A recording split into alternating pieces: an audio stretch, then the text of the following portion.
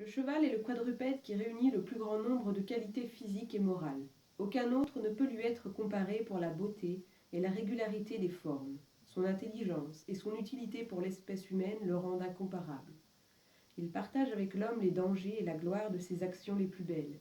Il favorise ses desseins et assure la réussite de ses entreprises.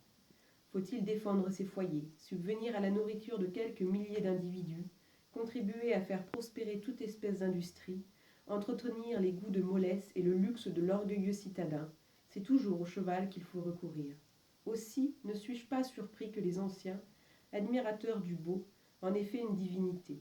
Selon Hérodote, les Scythes les offraient en holocauste aux dieux. M. Bochart fait observer qu'on en consacrait au soleil chez les Rhodiens, les Spartiates, les Massagètes, les Éthiopiens, les Arméniens, les Perses et autres nations.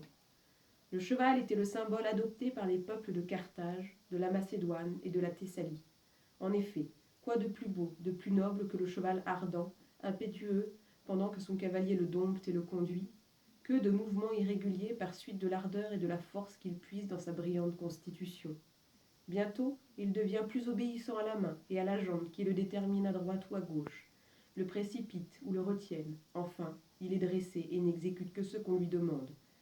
Son ardeur s'est soumise à l'obéissance, ses forces sont coordonnées, réglées même. L'éperon devient inutile, il ne lui faut presque plus de bride, car la bride l'avertit plutôt qu'elle ne le force. Et, devenu paisible, il ne fait plus pour ainsi dire qu'écouter. Son action est tellement unie à celle du cavalier auquel il est assujetti, qu'on peut dire qu'elles n'en font plus qu'une seule et même.